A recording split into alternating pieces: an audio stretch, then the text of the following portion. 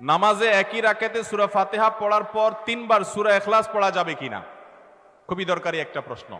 সূরা ইখলাস কোরআনের এমন একটা সূরা, যেই সূরা শুধুমাত্র আমাদের আল্লাহর কথা বলা আছে। এই সূরাতে অন্য কোনো সাবজেক্ট নাই।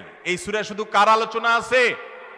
এরকম আরেকটা সূরা কোরআনে নাই যে সূরার শুরু থেকে শেষ পর্যন্ত শুধু আল্লাহর গুণগান আছে, আল্লাহর বৈশিষ্ট্যের কথা আছে, আল্লাহর একত্ববাদের কথা আছে, অন্য কোনো সাবজেক্টই নেই। এটা সাবজেক্টই শুধু আল্লাহ তাআলা। এই জন্য এক সাহাবী এই সূরাকে খুব ভালোবাসতেন। তিনি মানুষের ইমামতি করতে গিয়ে সূরা ফাতিহার পরে অন্য যা পড়েন না পড়েন সাথে সূরা ইখলাস অবশ্যই পড়তেন। দুইজন সাহাবীর জীবনে এরকম ঘটনা পাওয়া যায়।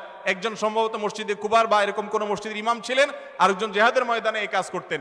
সাহাবীরা এসে বলছেন, ইয়া রাসূলুল্লাহ, উনি নামাজ পড়ালে অনেক লম্বা সময় ধরে সালাত আদায় করে, আমাদের কষ্ট হয়ে যায়। নবীজি ডেকে বলছেন, তুমি কেন এই কাজ করো? বললেন, ইয়া রাসূলুল্লাহ, সূরা ইখলাস, এখানে আমাদের রবের কথা বলা হয়েছে, আমার রবের পরিচয়ের উল্লেখ দেওয়া হয়েছে। এটা নামই সূরা ইখলাস, তাওহীদকে খালেজ করার সূরা, শিরক মুক্তির সূরা, আমার রবের গুণের সূরা। এখানে অন্য কারোর ইস্যু নাই, শুধু আমার আল্লাহর কথা বলা আছে। এই জন্য সূরার মর্মটা, এর অর্থটা আমাকে খুব স্পর্শ করে, আমার খুব ভালো লাগে। এই জন্য সূরা ফাতিহার পরে অন্য যা পড়ি না পড়ি, অতিরিক্ত সূরা হিসাবে, সূরা মিলানোর অংশ হিসাবে সূরা ফাতিহাটা আমি অবশ্যই পড়ি। নবী করিম সাল্লাল্লাহু আলাইহি সাল্লাম বলেছেন, এই সূরার ভালোবাসায় তোমাকে জান্নাতে নিয়ে যাবে। এই জন্য ভাই দেখবেন, সকাল সন্ধ্যায় সূরা ইখলাস, সূরা ফালাক, সূরা নাস 3 বার, সকাল সন্ধ্যার পাশাপাশি 5 ওয়াক্ত সালাতের পরে একবার, রাতের শোয়ার সময় আবার 3 বার, মানে সূরা ইখলাস এতবার পড়ার আল্লাহ তাআলা ওজিফা করে দিয়েছেন। আমরাও সূরা ফাতিহা সবচেয়ে বেশি পছন্দ করি। এই মজলিসে যত লোক আছেন, আমার বিশ্বাস বেশিরভাগ মানুষ সূরা ইখলাসকে মহব্বত করেন, তবে সেটা ওই সাহাবীর মহব্বত করে না, নামাজ শর্ট করার জন্য। ঠিক না?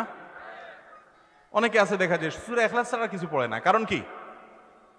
আয়তনে নামাজটা তাড়াতাড়ি শেষ করার জন্য।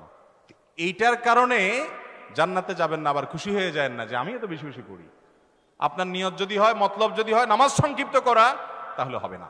এই জন্য ভাইরা আমার, সূরা ইখলাসটা নামাজের মধ্যে কেউ যদি পড়েন, বিভিন্ন রাকাতে সূরার মর্ম উপলব্ধি করে তিনি ইনশাআল্লাহ সওয়াব পাবেন। এই সূরার তাফসীর জানবেন, একদিন ইনশাআল্লাহ কোন একটা প্রোগ্রামে কোন আলেম থেকে সূরা ইখলাসের তাফসীরের উপরে 1 ঘন্টা আধা ঘন্টা ওয়াজ শুনবেন, খুব গুরুত্বপূর্ণ। সূরা ইখলাস এটা যদি কেউ 3 বার 4 বার 5 বার পড়ে, শুধু সূরা ইখলাস না, অন্য সূরাও, সূরা ফাতিহার পরে আপনি সূরা ইখলাস 3 বার পড়লেন, সূরা ইযা জা 2 বার পড়লেন, অন্য সূরা 3 বার পড়লেন, কোনটা রিপিট করলেন, একই আয়াত বারবার পড়লেন, এটাতে কোনো অসুবিধা হবে না।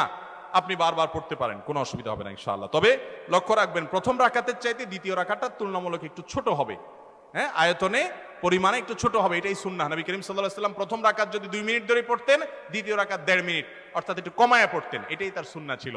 বাস, এরপর আপনি এবার সূরা ফাতিহার পরে এক সূরা বারবার পড়েন, হ্যাঁ, কয়েক সূরা বারবার পড়েন, বা অন্য একটা সূরা পড়ে আরেকটা সূরা বারবার পড়েন। সূরার মহব্বতের কারণে, মর্মের কারণে, একই আয়াত জাহান্নামের কথা আছে, জান্নাতের কথা আছে, আল্লাহর কথা আছে, সেজন্য আপনি বারবার পড়েন, কোনো অসুবিধা নাই ইনশাআল্লাহ।